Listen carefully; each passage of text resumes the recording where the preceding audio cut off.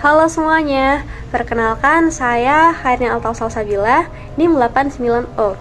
Di sini saya akan menjelaskan rancangan pembelajaran matematika wajib kelas 11 dengan materi lingkaran menggunakan model Problem Based Learning atau PBL dan menggunakan model pembelajaran bauran atau Blended Learning.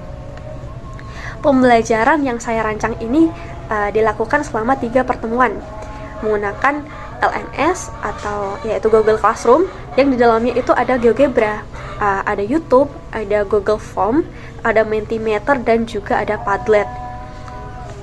Oke, untuk kasus nyata yang sering terjadi di kelas itu guru mengajarkan materi lingkaran dengan cara menjelaskan rumus, kemudian memberikan contoh soal, kemudian siswa diminta untuk mengerjakan soal latihan di buku.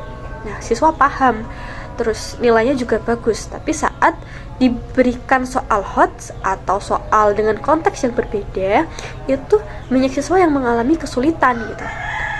Nah, sebenarnya siswa itu hanya menghafal rumus tanpa memahami alasan di balik penggunaannya, sehingga pemahaman yang diperoleh itu kurang mendalam dan sulit diterapkan pada masalah yang berbeda.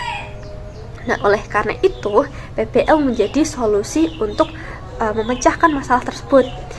Dari PBL, siswa itu belajar memecahkan masalah nyata, berdiskusi, berkolaborasi, dan membangun pemahaman konsep secara mandiri.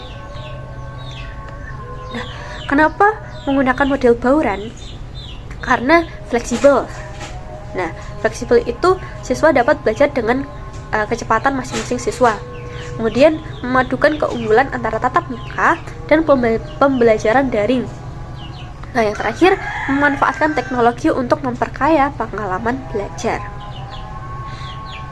Nah, untuk kasus yang saya berikan di PBL ini, siswa diminta untuk merancang proyek perancangan taman kota berbentuk lingkaran. Ada 3 submasalah: menentukan hubungan sudut pusat sudut keliling, menghitung panjang jalur jogging dan luas area bermain anak, menghitung panjang kabel dan garis singgung persekutuan luar 2 menara lampu.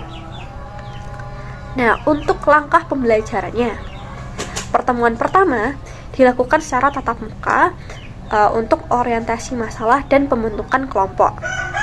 Kemudian pada pertemuan kedua itu dilakukan secara daring asinkronus. Siswa itu mempelajari video, kemudian ada yang mengerjakan kuis formatif, kemudian ada juga berdiskusi melalui LMS, dan juga menyusun laporan kelompok secara kolaboratif. Untuk pertemuan ketiga itu dilakukan secara tatap muka, yaitu agendanya mempresentasikan hasil yang diperoleh, kemudian diskusi antar kelompok, ada juga klarifikasi miskonsepsi dan evaluasi pembelajaran. Nah, untuk refleksinya, apa yang terjadi selama proses penyusunan ini dari masalah siswa yang hafal rumus tetapi sulit menerapkannya pada konteks yang berbeda. Kemudian pembelajaran yang dilakukan itu ada 3 pertemuan: tatap muka, daring, kemudian tatap muka lagi. Memanfaatkan LMS. Apa yang saya rasakan selama proses perancangan ini, awalnya bingung gitu, ini bagaimana caranya untuk menyatukan atau menggabungkan satu kasus dalam 3 masalah gitu. Nah, kemudian lebih antusias saat menemukan ide taman kota sebagai konteks pembelajaran. Nah, jadi merasa konsep itu bisa digabungkan dalam situasi utuh gitu. Temuan apa yang saya pelajari? Nah, yang pertama, blended learning itu adalah strategi yang paling sesuai. Jadi bukan hanya teknologi. Terus feedback secara langsung untuk mendeteksi miskonsepsi siswa itu lebih awal. Kemudian yang saya terapkan di masa depan itu merancang pembelajaran berdasarkan bukti pemahaman yang ingin dicapai siswa, menentukan aktivitas yang paling sesuai untuk tatap muka maupun daring, mengembangkan kasus pembelajaran yang dekat dengan kehidupan siswa, kemudian terakhir menyiapkan alternatif penggunaan teknologi agar pembelajaran tetap inklusif. Oke, mungkin itu saja. Sekian, terima kasih.